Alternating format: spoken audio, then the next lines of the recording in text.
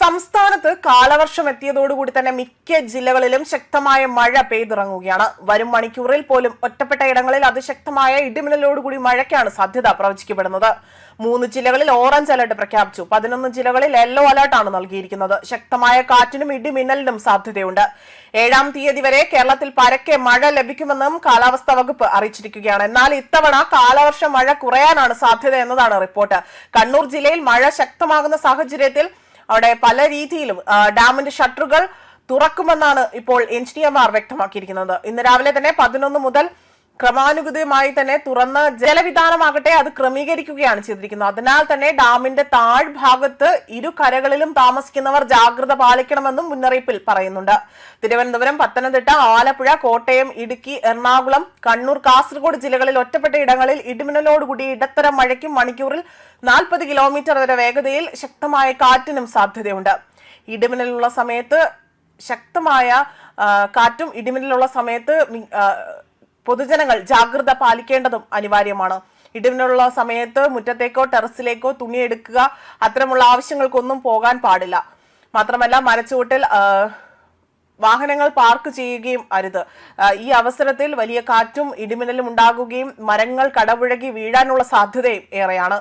കേരളത്തിൽ കാലവർഷം എത്തുന്നതിനോടൊപ്പം തന്നെ തെക്ക് കിഴക്കൻ അറബിക്കടലിന്റെ കൂടുതൽ ഭാഗങ്ങൾ, ലക്ഷദ്വീപ്, തമിഴ്നാട് എന്നിവിടങ്ങളിലെ ചില പ്രദേശങ്ങൾ, ബംഗാൾ ഉൾക്കടലിന്റെ വിവിധ ഭാഗങ്ങൾ, തെക്കുകിഴക്കൻ ബംഗാൾ ഉൾക്കടലിന്റെ ബാക്കി ഭാഗങ്ങൾ, അതുപോലെ തന്നെ വടക്കു കിഴക്കൻ, മധ്യ കിഴക്കൻ, മധ്യ പടിഞ്ഞാറൻ, തെക്കു പടിഞ്ഞാറൻ ഭാഗങ്ങൾ എന്നിവിടങ്ങളിലും കാലവർഷം വ്യാപകമാകാൻ തന്നെയാണ് സാധ്യത. തെക്കൻ കേരള തീരത്തോട് ചേർന്ന് തെക്കു കിഴക്കൻ അറബിക്കടലിന് മുകളിൽ ചക്രവാത ചുഴി ഇവിടെ നിലനിൽക്കുന്നുണ്ട്. കേരള തീരത്ത് മത്സ്യബന്ധനത്തിനും വിലക്ക് ഏർപ്പെടുത്തിയിരിക്കുകയാണ്. ഉരുൾപൊട്ടൽ, മണ്ണിടിച്ചിൽ, മലവെള്ളപ്പാച്ചിൽ സാധ്യതയുള്ള പ്രദേശങ്ങളിൽ താമസിക്കുന്നവർ അധികൃതരുടെ നിർദ്ദേശാനുസരണം തന്നെ സുരക്ഷിതമായ സ്ഥലങ്ങളിലേക്ക് മാറി താമസിക്കേണ്ടതും ദുരന്ത നിവാരണ അതോറിറ്റിയുമായി ബന്ധപ്പെടേണ്ടതും അനിവാര്യമാണ്. അതേപോലെ തന്നെ നദിക്കരകൾ, അണക്കെട്ടുകളുടെ കീഴ് പ്രദേശങ്ങളിൽ എന്നിവിടങ്ങളിൽ താമസിക്കുന്നവരും അപകട സാധ്യത മുൻകൂട്ടി കണ്ടുകൊണ്ട് അധികൃതരുടെ നിർദ്ദേശാനുസരണം മാറി താമസിക്കണം. ദുരന്ത സാധ്യതാ പ്രദേശങ്ങളിൽ താമസിക്കുന്നവർ നിർബന്ധമായും തങ്ങളുടെ പ്രദേശത്ത് ക്യാമ്പുകൾ തുറന്നിട്ടുണ്ടോ എന്ന് ഉറപ്പാക്കേണ്ടതും പകൽ സമയത്ത് തന്നെ അങ്ങോട്ടേക്ക് മാറി താമസിക്കേണ്ടതും അനിവാര്യമാണ് എന്നതാണ് ഇപ്പോൾ ദുരന്ത നിവാരണ അതോറിറ്റി അറിയിച്ചിരിക്കുന്നത്. അതേസമയം കഴിഞ്ഞ 6 വർഷത്തെ കണക്ക് പരിശോധിക്കുമ്പോൾ 2023 കാലവർഷം കേരളത്തിൽ ഏറ്റവും വൈകി എത്തിയത്. അന്ന് ജൂൺ 8 കാലവർഷം എത്തിയത്. അതേപോലെ 2020 ജൂൺ 5 കാലവർഷം എത്തുമെന്നാണ് പ്രവചനം ഉണ്ടായിരുന്നതെങ്കിൽ പോലും ജൂൺ 1 തന്നെ കാലവർഷം എത്തി. 2021 മെയ് 31 കാലവർഷം എത്തുമെന്ന് പ്രവചനം ഉണ്ടായിരുന്നെങ്കിലും ജൂൺ 3 പിന്നെ കാലവർഷം എത്തിയത്. 2022 മെയ് 27 കാലവർഷം എത്തുമെന്ന് പ്രവചിച്ചെങ്കിലും 29 കാലവർഷം കേരളത്തിലേക്ക് എത്തിയത്.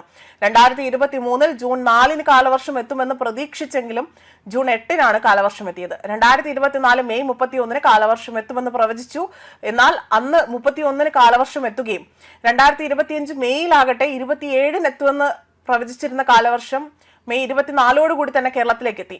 എന്നാൽ 16 വർഷത്തെ ഇടവേളയ്ക്ക് ശേഷമായിരുന്നു ഇത്രയും നേരത്തെ കാലവർഷം കേരളത്തിലേക്ക് എത്തിയതെന്നതാണ്